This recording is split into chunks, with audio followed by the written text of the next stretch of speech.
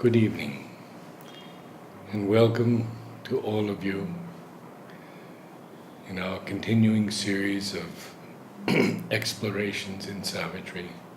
But today, on this most important day, Siddhi Day, we'll talk about this for most of the evening, I think. Anyways, it's an important landmark, even for the new creation. Yeah, absolutely, yes. It's only after Sri Krishna's descent into the very physical that Sri Aurobindo said now the path was open for Yes. the next step. I have many things to read, but Yes, it'll be wonderful. we can go over, we can go back and forth. Yes, that's right. And I wanted to read from Mother and from Sri Aurobindo's words. Mother, in 1926, I had begun a sort of overmental creation. That is, I had brought the overmind down in matter, here on earth. Miracles and all kinds of things were beginning to happen. I asked all these gods to incarnate, to identify themselves with the body on earth. Some of them absolutely refused. Well, with my very own eyes, I saw Krishna, who had always been in rapport with Sri Aurobindo, consent to come down into his body. It was on 24th November, and it was the beginning of Mother. Sri Aurobindo called her mother for the first time after that. Before then, he used to go out on the veranda every day to meet and talk with all who came to see him. I was living in the inner rooms and seeing no one. He was going out onto the veranda, seeing everyone, receiving people, speaking, discussing. I saw him only when he came back inside. After a while, I too began having meditations with people. I had begun a sort of overmental creation to make each god descend into a being. There was an extraordinary upward curve. Well, I was in contact with these beings, and I told Krishna, because I was always seeing him around Sri Aurobindo, this is all very fine, but what I want now is a creation on earth. You must incarnate. He said, yes. Then I saw him. I saw him with my own eyes. Inner eyes, of course, joined himself to Sri Aurobindo. Then I went into Sri Aurobindo's room and told him, this is what I have seen. Yes, I know, he replied. That's fine. I have decided to retire to my room, and you will take charge of the people. You take charge. Actually, two things. One is that she writes the beginning of Mother with a touch of humor in it. So Yes. it's before that it was noticed by some, and Nalnida very beautifully mentions it in his reminiscences. I have something for Yes, him that also. as he was towards the later part of these evening talks, somewhere around 1925 or 26, he would often, he says that it's an unrecorded date in the history of time. And Sri Aurobindo, while he would normally refer to her as Meera Devi or Meera, but suddenly he would pause at the word sound ma a little longer. So, and then one day, instead of Meera, he used the word mother. And Nalnida says that that's the day that the consciousness of the Divine Mother was fixed into the very outermost consciousness of man. She was always there. And the mother had, Sri Aurobindo had known this long back. When this was asked to Sri Aurobindo, that, in 1926, after 24th November, when you gave charge to the mother, is that when you recognized her as the Divine Mother? He says, no, much before that. So many times it's important because um, context is very important. See, uh, I think we would not have known who Sri Aurobindo is other than a seer, a saint, maybe a yogi, a mystic, or worse still, I mean, this is good, but worse still, philosopher, thinker, if we would not have been able to see with the eyes of the mother. So it is she who speaks of Sri Aurobindo as the avatar. And equally, if Sri Aurobindo would not have revealed to us that she is none else but the Divine Mother incarnated, it would have been very difficult, except for a few, to really realize this truth. Yes. Having said that, very often when we go back, we don't see the context. So there are people who uh, don't quite understand this. Well, we must know that all these statements issued by Mother and Sri Aurobindo came much later. They were in a certain context. So, with regard to Mother, it's not that Sri Aurobindo suddenly declared one day that she is the Divine Mother and all of you must, which is a very different, it has a different connotation. And of course, in Yes. Paris, she saw him Yes. as she thought Krishna. In fact, she was trying to hide herself. Yes. She would sit on the floor, teach others how to sit, do her own, work and take care of Sri Aurobindo, sweep the floor, everything. Nothing that, for which she would take help or be like, And remember the or first, push herself to be in charge of the ashram, or there was no ashram, of course, or of the disciples. Yes. It was when people asked him, who is she? See, that the revelation came. Similarly, with regard to Sri Aurobindo, she has noted in her diary notes, which became public much later. Yes. But before that itself, Sri Aurobindo was, gathering experiences after experiences, realizations after realizations. And one of them was the bringing down of the plane of the gods. So often when we speak about Siddhi Day as the day of Shri Krishna's descent, we forget about this other thing which was happening simultaneously.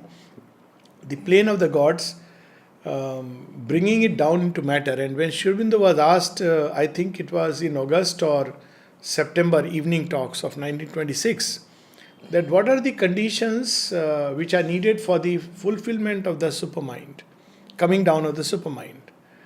So first he said, you won't understand.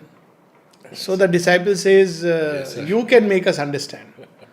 So Sri Aurobindo says, well, in fact one of the disciples says, is it to do with the gods? So Sri Aurobindo says, here you have one clue. So the disciple asks something like, what does it mean? So Sri Aurobindo says, I told you won't understand. It is a very nice little humorous exchange between the master and the disciples. But then he explains that these gods who must come down and participate in molding matter, because otherwise it's not possible for matter to suddenly open to the supramental light. Now what these gods have done, they have participated in evolution but from above. They have been influencing mankind. Time to time they have inspired, awakened mankind, pulled it upward, and we'll read some of the passages I have in mind. And they have sometimes even manifested in individuals, like Sri Aurobindo speaks of Swami Vivekananda as the eye of Shiva, an incarnation of the eye of Shiva. So we see some of the tendencies, and he had, then we understand, not only was he not an iconoclast, he was absolutely so free that it's almost paradoxical that how he started the mission, because Swami Vivekananda, if you see, he was freed from all trappings. So you can't, if you read through him, you can't appropriate him. He is beyond all that, beyond any kind of sectarian or, even religious, that kind of outlook. He's so vast. And much like Shiva, he destroyed many of these old ways of thinking. Similarly, about Buddha, he says that Buddha's was a manifestation of the Shiva aspect of the divine.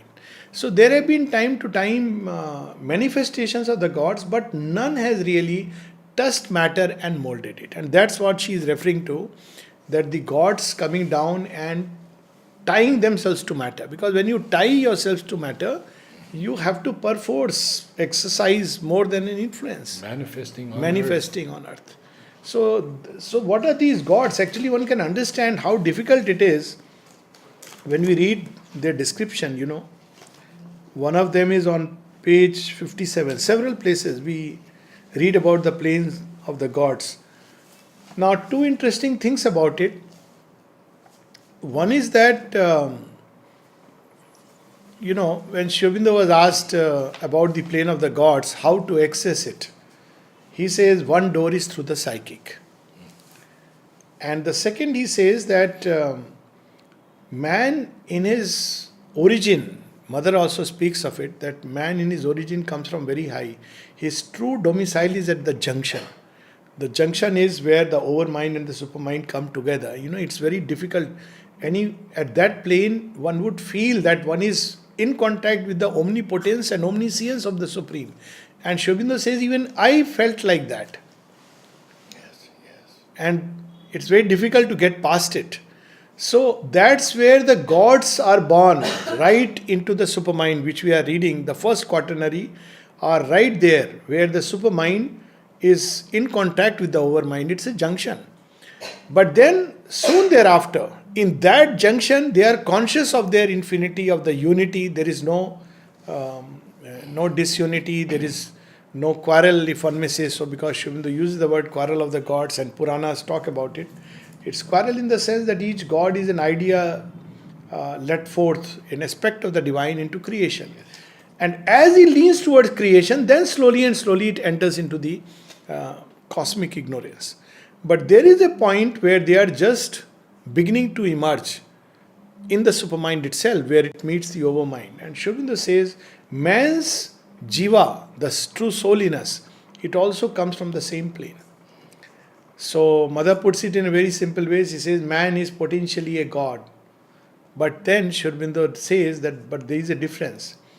Because these gods have not really taken a human body, have not really plunged. So they remain where they are, very powerful. But man, when he plunges and is emerging, then is far more richer by the experience.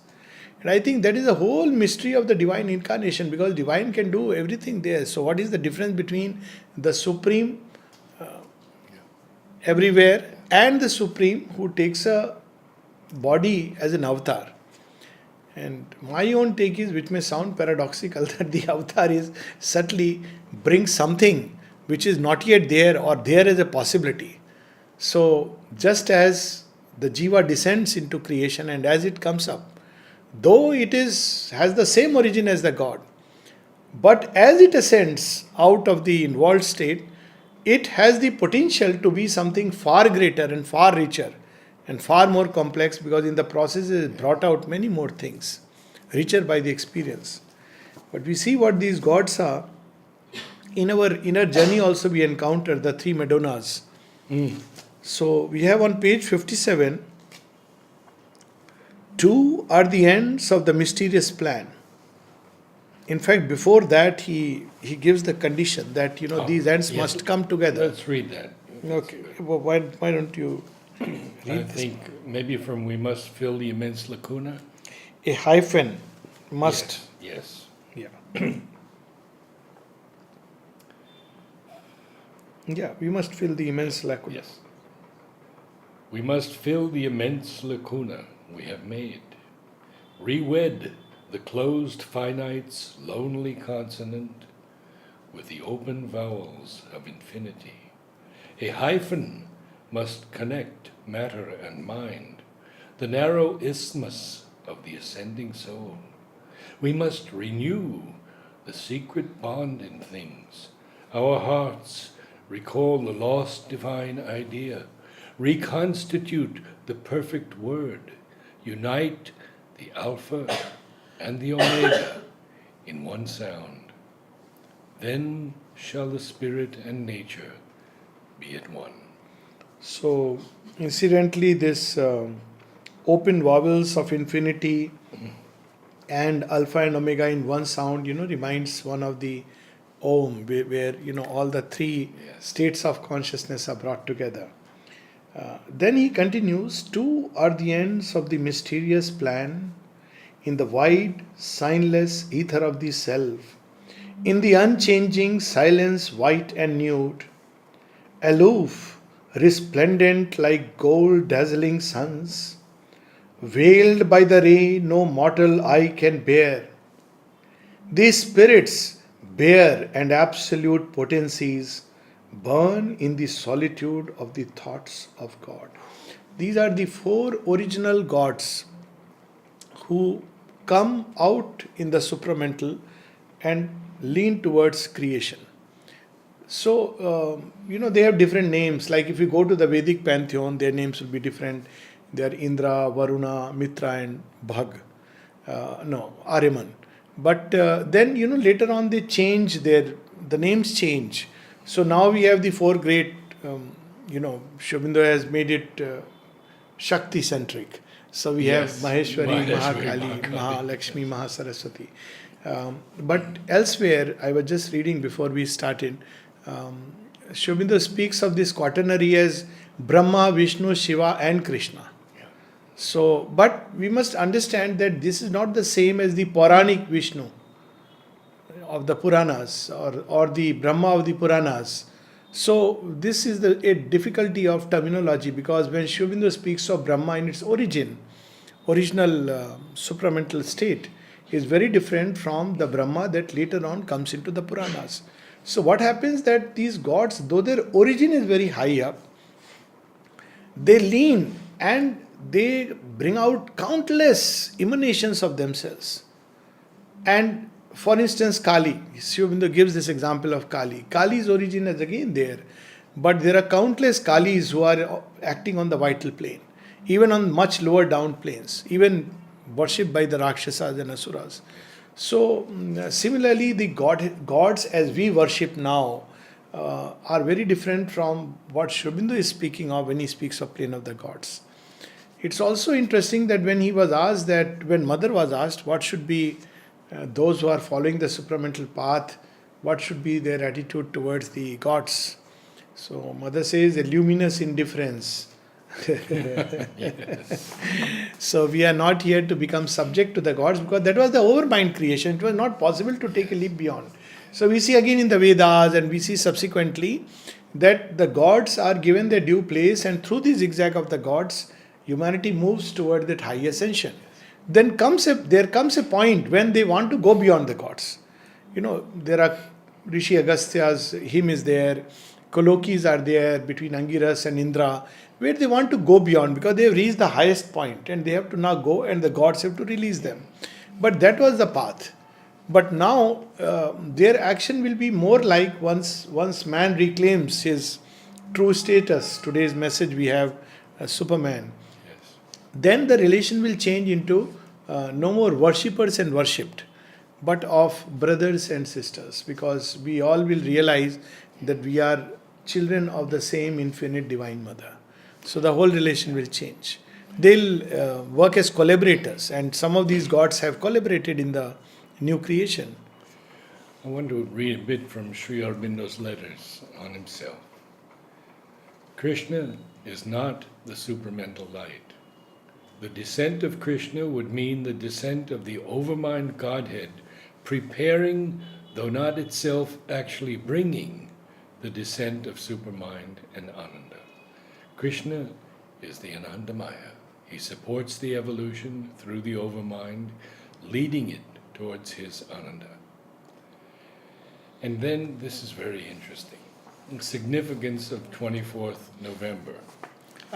On this particular passage which you have read, Yes. probably because it raises a lot of questions in people's mind, that is he Anandamaya, is he on the overhead? And Shobindo gave a very interesting statement. He said, of course Shri Krishna is here, and it is his work that is being done here. Yes. So Krishna is Anandamaya, and this world has emerged from Ananda. That's why he is behind everything. Yes. It is the call of his flute that draws whole creation towards him. And in fact, the name Krishna, on one side it means dark, That's how it's commonly The interpreted. dark one, yes. But it also means that which draws everything towards itself, from which words like Akarshan and Vikarshan are born. So, Krishna is also the power that draws everything like a magnet. But he knows very well that unless earth is ready and prepared, there will be chaos. Man can't receive this ananda. And we know what happened. Sri Aurobindo cautions against it when he says what happened in the Vaishnava tradition and why it lost the track. He says prematurely they started, all love. He says all love can easily turn into all lust.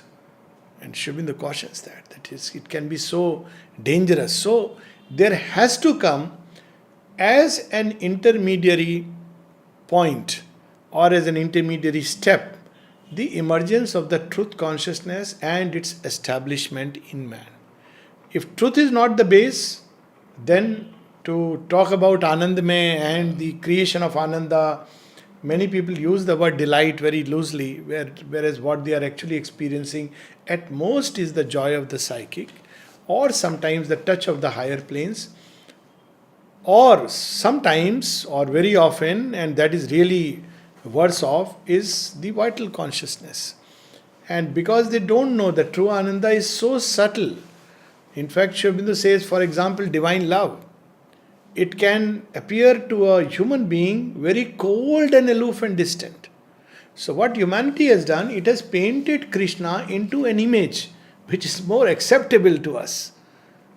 Krishna is dancing, Krishna is enjoying, whereas they are symbolic stories.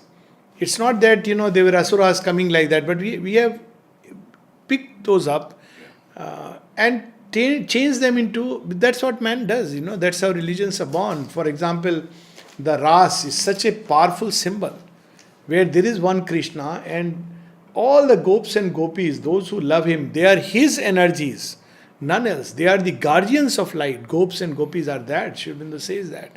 And they all experience Sri Krishna with them. So there is a play of multiplicity and there is a play of oneness. This is a symbol. But then subsequently what has become of Ras today is, men and women, they are jumping and dancing and throwing colors at each other.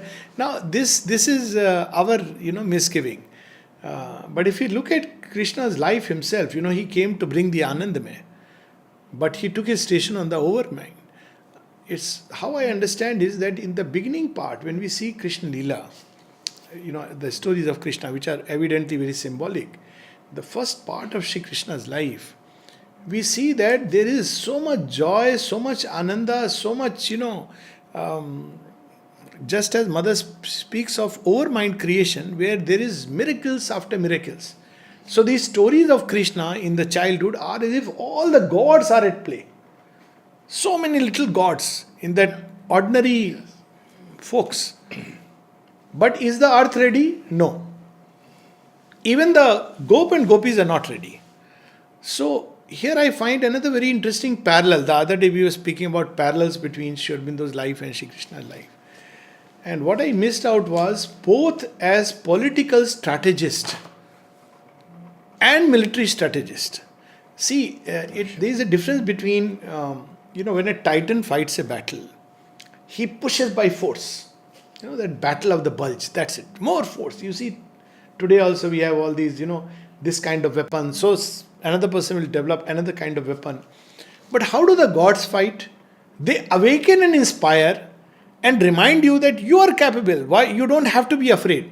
Exactly the same thing Shri Krishna did with the Gwalbal, all those who were around him. He could have easily gone and finished Kansa. I mean, if he could challenge all these little or great asuras, he could have just walked and done a miracle on Kansa and vanished. But that was not the objective. He realized that if he were to do it, the ordinary folks who were there around him, they would not be able to really awaken within themselves. They will end up worshipping him, build a cult around him, and just relate with Krishna at that way rather than awaken. So if you see all the stories of Krishna, he awakens them. He teaches them that you don't have to be afraid of Indra. You are capable of defending yourself. Worship this Mother Earth. come together, we will lift the Govardhan, making them feel really that they are capable of fighting a god like Indra. And very interestingly, you will see that it's the first time after the Vedic, all the legends, that Indra changes his status. He is a great god, everybody is afraid. But when he comes down, initially he fights with Krishna, but he realizes that, then he says, who is this little boy? So he comes down, then he looks at Shri Krishna and he does pranam. So he realizes that no, now my time has come to be a subordinate deity. Then similarly with Kansa, all these tasks, he tells them, no, come, we'll fight the Asuras. Why you have to send tax, has such a heavy tax of butter? So actually he does the task of awakening and inspiring, then he fights. Same thing exactly Sri Aurobindo adopts. He awakens and he inspires. He awakens, the Indians to believe that they are not lying low. They don't have to be afraid. They don't have to feel that they are inferior to the Britishers, because the Britishers have told them so. So he awakened them, inspired them, and then when they are ready, the rest is done. So when he moved away, he said, because everything was already done, the lines along which India will regain freedom. Then it didn't matter whether Gandhiji came on the scene or he didn't come on the scene. He became an instrument anybody else could have become, because the nation was fired. If you see before Sri Aurobindo and after Sri Aurobindo, you see this great difference. Second, I see that very interesting strategy, and this what I was referring to in the Hindi talk, where slight error crept in, where I was speaking of Kaliyavan and Shri Krishna goes to Dwarka because of Kaliyavan. He doesn't go to Dwarka because of Kaliyavan, but because of Jarasandh. But look at the strategy. When Kaliyavan attacks, now, he's a invader with all kinds of things. We don't know his strength. So we see Sri Krishna several times making strategic retreats. Even with Jarasandh, he made a strategic retreat. And with Kaliyavan, he makes a strategic retreat. Now, in this strategic retreat, there is another depth to the story.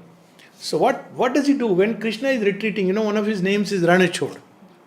It's not a very good name to hear, that he ran away from the battlefield. That's what it means. But look at the beauty. If by running away from the battle, you can gain conquest for him, it's worth it. And Sri Aurobindo mentions it in one of his poems. How many times have I retreated so that a victory can be established for thee? So as he retreats, Kaliyavan hurls himself fully against him. And eventually he dies. I mean, there is a whole story and background, Muchkund Rishi, etc. But I am not going into that. But the beauty of that story is that strategic retreat sometimes fulfill God's objective in a better way. And we see this with Sri Aurobindo, that he was, people often accuse him, so did the British government, of all kinds of things, all the killings that were taking place. Whereas Sri Aurobindo writes clearly that this is not our method. We don't resort to this kind of anarchist violence. But our method is first discover who you are, self-conquest, Swaraj. So when he used the word Swaraj, he used both these things, self-conquest, then Samraj. So here I see a parallel. The second parallel that I see is that both wanted, and that's the second part, his work being done here, both wanted to establish the Indian nation as a land of dharma. So when Shri Krishna comes, there are tribes and clans. And we see Arjuna actually raising this issue beautifully. He says, I belong to this clan. As a Kshatriya, I can fight with another clan. I don't mind if you put me against Jarasandh, I'll fight him. How can I hit at my own clan? Look at the question, is very beautifully put. My own clan, they are my people. So tribes and clans. People unfortunately say that it is the Britishers who united India. No. But Sri Krishna knew very well that the time has come for the tribes and clan to be over, and he brought the concept of Indian nation. Of course, he used the word Aryavarth. So he created a cultural and a spiritual unity which for thousands of years is guarded by great kings. it, subsequently there was all kinds of Ashwamedh Yagya and Rajsu Yagya. And he used the right ways. He did not just pick up anybody and crown and said by force, but Yudhishthira was logically the higher. So we see similar thing with Sri Aurobindo, that they both, Sri Aurobindo awakens and unites the whole country. And if you read through his writings, you will see he brings together the Gujaratis, the Marathis, the Bengalis, the Punjabis, the Muslims. He has tackled all the problems, the southern people, the northern people. There is a mention in all his writings so beautifully. The people of the Far East and those who have not read, sometimes, they, I had a politician, and I'm sorry for the digression, but it's probably, important. A politician had once written a very nasty an article on Sri Aurobindo, and said that, he was against the, Tamil people, and, he wanted to incite violence like what had happened in 65. So when this came to me, I wrote directly to him an email quoting from Sri Aurobindo how highly he has spoken of the Tamil people. So much so that, they are the ones who have given land for the Lord to come. And Sri Aurobindo has spoken so highly about the Tamil culture, the Tamil people, the Tamil bhaktas, the Tamil poetry. And sure enough, there was no reply, because this man just... And they fan all kinds of, violence. So we see Sri Krishna uniting it, bringing a cultural unity and a spiritual unity. Same with Sri Aurobindo, bringing together and creating a unity. Sri Krishna at that point of time did not openly work for a world unity, though he has hinted that. But that's understandable, because that was a too far a cry. But Sri Aurobindo cautions this when he speaks of Sri Krishna's life. He says, if Sri Krishna came again, this is in Bengali writings, not the exact sentence, but to this effect. We should be careful, because just as in Arjuna's time, it was clan, tribes versus the nation unit. Not the word nation is not used. It's more of, dharma and Arya dharma. So tomorrow it may be the nation unit versus the world. And the divine may well put himself on the side of the world unity. So, it's a very significant statement that divine always corrects himself and goes one step further. So many such things we see as and when, they come, we will read about it. The significance of 24th November, you will know who wrote to Sri Aurobindo, but it's an example of Sri Aurobindo's humor. Right. He says, today I shall request you to stand and deliver on a different subject. What is exactly the significance of the 24th of November? Different people have different ideas about it. Some say that the avatar of the supramental plane descended in you. Sri Aurobindo, rubbish. Whose imagination was that? Then the disciple. Others say that you were through and through over-mentalized. Sri Aurobindo. Well, it is not quite the truth, but nearer to the mark. Question. I myself understood that on that day you achieved the supermind. Sri Aurobindo. There was never any mention of that from our side. And then, if you did not achieve the supermind at that time, how is it possible for you to talk about it or know anything about it? Sri Aurobindo, well, I'm hanged. You can't know anything about a thing before you've achieved it, because I have seen it and am in contact with it, oh logical baby that you are. But achieving it is another business. But didn't you say that some things were getting supermentalized in parts? Sri Aurobindo, getting supermentalized is one thing, and the achieved supermental is another. And one more. You haven't unnerved a lot of people by that statement that you haven't achieved the supermind. Sri Aurobindo, good Lord. And what do these people think I meant when I was saying persistently that I was trying to get the supermind down into the material? If I had achieved it on November 24th, 1926, it would have been there already for the last 9 years, isn't it? And he goes on and on. It's just wonderful. So we have this in Savitri also, Sri Aurobindo glimpsing the supermind from the highest borders of the overmind. And these glimpses are there in Glory of the Spirit, where it's basically the overmind vision of things. And even in the Secret Knowledge, we were just reading Yes, about the yes. supramental gods. So Sri Aurobindo is glimpsing them standing on the highest borders. But it took him many years to enter into it. And in one of his letters to his brother, and this letter I think is just before Mother's coming, or maybe just around that time. Barun?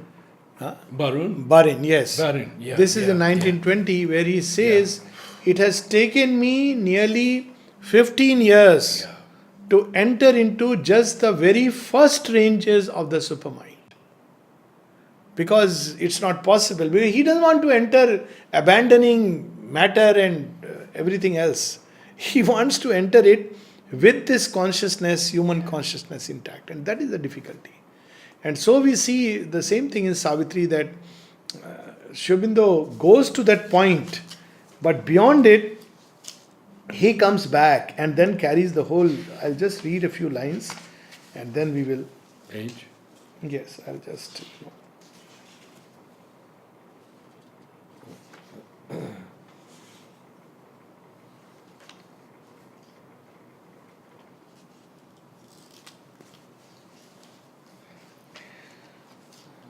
So, but first a little bit about, what this overmind power is and how far it can go. Yeah, okay. So we'll read on page 89.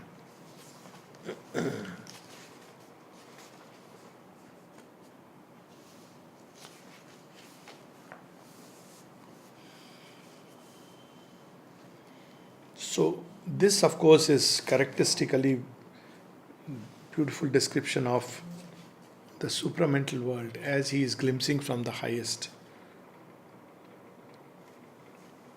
A last high world was seen where all worlds meet. In its summit gleam where night is not nor sleep, the light began of the Trinity Supreme. This Trinity Supreme is not Brahma, Vishnu, Mahesh, but Satchitananda. So it's about the Trinity Supreme. All there discovered what it seeks for here.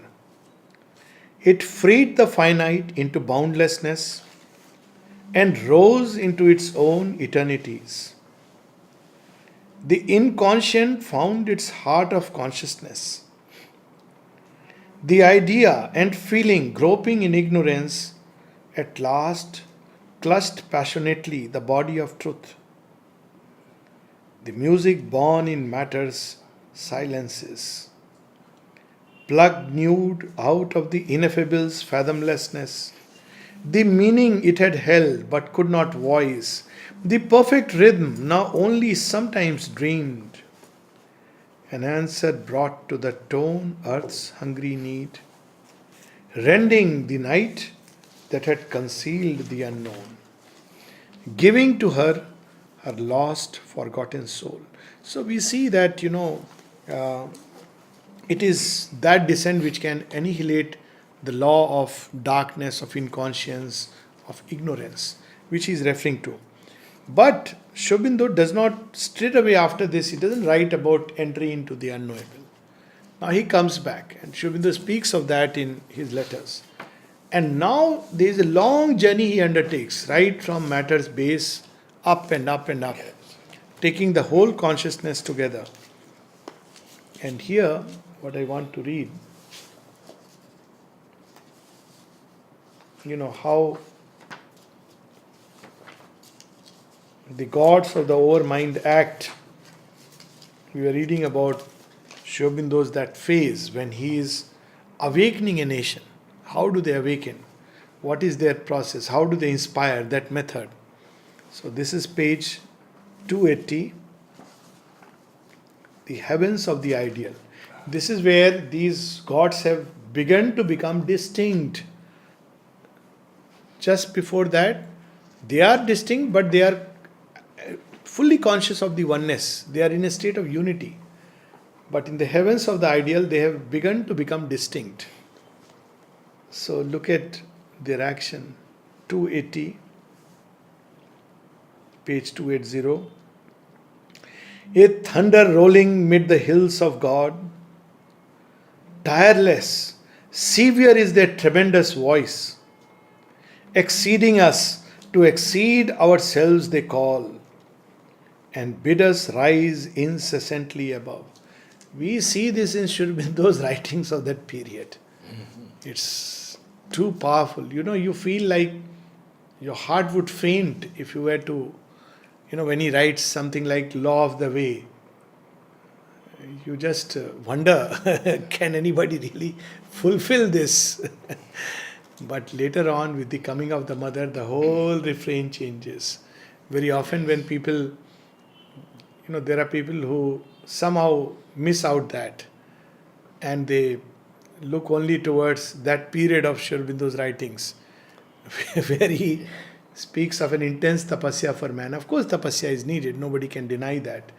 But that tapasya towards which he bids us right, later on, he adds to it the mother's love and changes everything. And her grace. And her grace. So, but here, these gods, far from our eager reach, those summits live, too lofty for our mortal strength and height, hardly in a dire ecstasy of toil, climbed by the spirit's naked athlete will, austere, intolerant, they claim from us efforts too lasting for our mortal nerve. Our hearts cannot cleave to, nor our flesh support. Only the eternal strength in us can dare to attempt the immense adventure of the climb and the sacrifice of all we cherish here. So he knows it. That's why we see that, when Sri Aurobindo, why he pleads to the Divine Mother. He knows that, they are there and, man can make that ascension technically, logically. But man is not ready for that ascension. He cannot. It's a journey which he'll exhaust himself, he'll finish himself. So again we see a divine strategic retreat. When people ask Sri Aurobindo that, you should come out and be active in the outer field, and this is a take-home point for all of us. He says, well, first if I come out, I doubt if anybody will understand what I am going to say.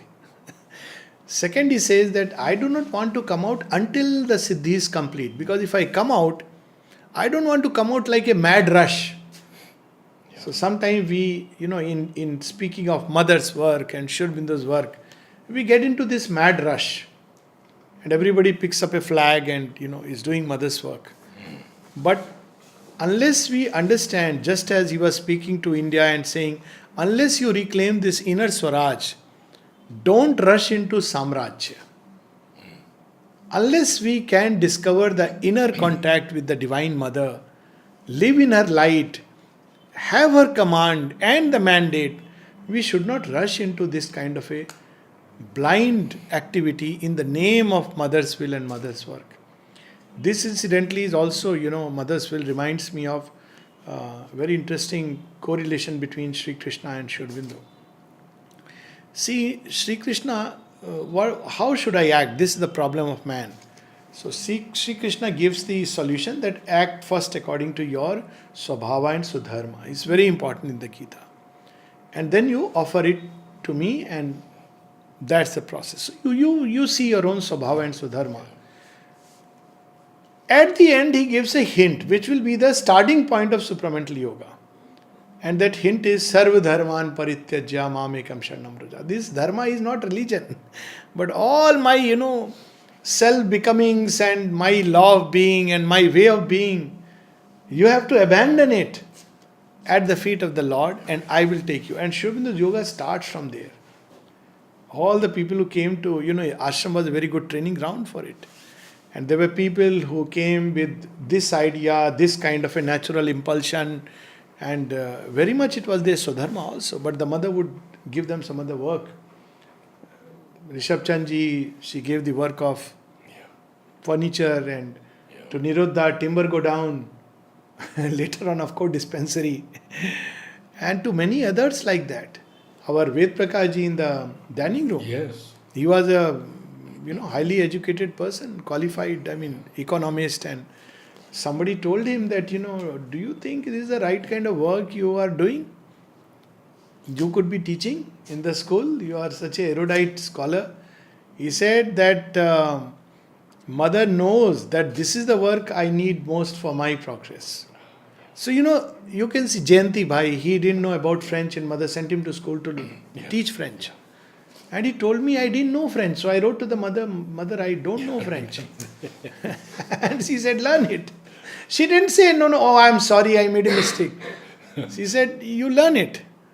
I have told you, you have to do this. So we see actually in the ashram context at least, and this is what happens, that yoga starts from there. If you are sticking to your Swadharma, you are still in the graduation level of, it's same Sri Krishna takes you through Swadharma, then there comes a point of time, now he says, now act according to the divine will. Yes. Now, up till now it is Swadharma. What do I do now? Act according to the divine will. Now that becomes a fathomless secret. What is the divine will in me? That's where, But here we have these gods who... Remember Parichand? Yes. And mother yes. gives him work of planting seeds. Yes. And beautifying the courtyard of the ashram. And see the description of these worlds, 281. Happy the worlds that have not felt our fall. Oh. So these are the worlds which have not yet, entered into. So, where will is one with truth and good with power, impoverished not by earth mind's indigence, they keep God's natural breath of mightiness, His bare, spontaneous, swift intensities. There is His great transparent mirror, self. And there is sovereign autarky of bliss, in which immortal natures have their part, heirs and co-sharers of divinity. So what is the problem here? Mother had brought down this world. This is the overmind world. So why not? Because there is a problem here. Even this world, that perfect unity is still missing. And Shubindo points that out. He, through the ideals, kingdoms, moved at will, accepted their beauty and their greatness bore, partook of the glories of their wonder fields, but passed nor stayed beneath their splendor's rule. Look at the relation of the gods of the overmind and man's soul. Passed nor stayed beneath their splendor's rule. All there was an intense but partial light. It's not yet the fullness. In each a seraph winged, high-browed idea united all knowledge by one master thought. So you have the God of love or the God of mercy or the God of justice. One idea and you would unite the world. And mothers, this stage of yoga, much earlier, she would pray to these gods. But she had a very unique way. She made it very simple. There is a beautiful prayer of the mother in French translated in English, and someday we should read it. She simply says, God, Lord of kindness and mercy. God, Lord of, like that. And at the end she speaks about God, Lord of victorious love. So, it's a very beautiful prayer, running into several lines. She's invoking all these gods who are the various idea forces unleashed, and she is uniting them in a single consciousness. But Alok, speak a little bit about when Mother went to Sri Aurobindo and said, I have the word. Yes. So that's it. So you read something of that. Yes. So she had brought these gods into the earth life. Yes. But the problem was that man would become like a god. Each one would become Godhead. But they will start fighting with each other. Sri Aurobindo said, you will form a new religion. Yes, and you'll because be worshipped each all of them over the will world. form an institution and a new religion. Yeah. One will say love, another will say truth, third will say kindness. And then at the end they will start fighting with each other. And Sri Aurobindo has seen it. Sri Aurobindo describes this at great length in the Life Divine. Yes. That though the overmind in itself is not subject to ignorance, but it lends itself to the possibility of ignorance. Yes. You cannot say that it has rooted out all possibility. In itself, it's not subject to ignorance. So they are in line. But how it lends itself?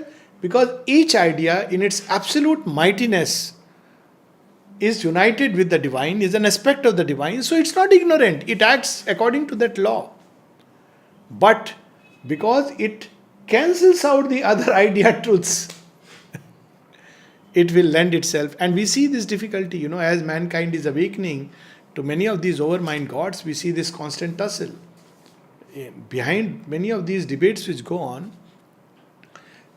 it's not about just a superficial thing. It's much deeper. You see recently this movie, Padmavati.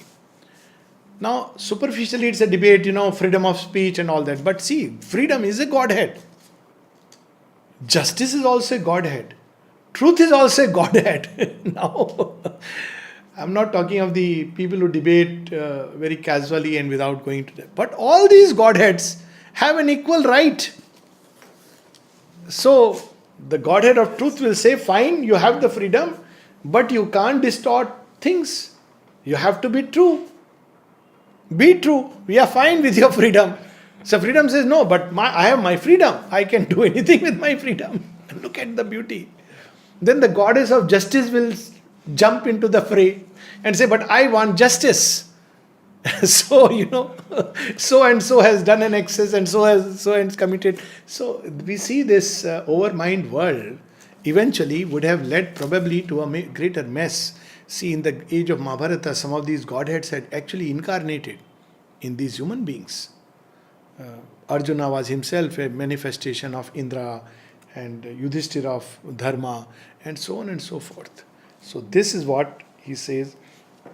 In each, a seraph-winged, high-browed idea united all knowledge by one master thought, persuaded all action to one golden sense, all powers subjected to a single power, and made a world where it could reign alone, an absolute ideal's perfect home. So he speaks of, these words, and toward the end, and maybe we can stop with that. Now, in the higher realms of the overmind, where the junction, we are speaking of this junction. So Sri Aurobindo describes it beautifully. Yet where the regions where these absolutes met. Each of them is an absolute, because each of them is in connection with the divine infinite. Yet were there regions where these absolutes met, and made a circle of bliss with married hands. Light stood embraced by light, fire wedded fire. But none in the other would his body lose, to find his soul in the world's single soul. That will be there in the infinity above. A multiplied rapture of infinity. Onward he passed to a diviner sphere. There, joined in a common greatness, light and bliss, all high and beautiful and desirable powers, forgetting their difference and their separate reign, become a single multitudinous whole. This is now another hint of the supramental state. They are united in the consciousness of the divine, no more as contraries, but as complementaries. But down, they are, to start with these complementaries, slowly each creates his world, then slowly they go further down, and then they become even opposites. Above the parting of the roads of time, above the silence and its thousand-fold word. So the word of creation and the thousandfold word in the immutable and inviolate truth, forever united and inseparable, the radiant children of eternity dwell on the wide spirit height where all are one.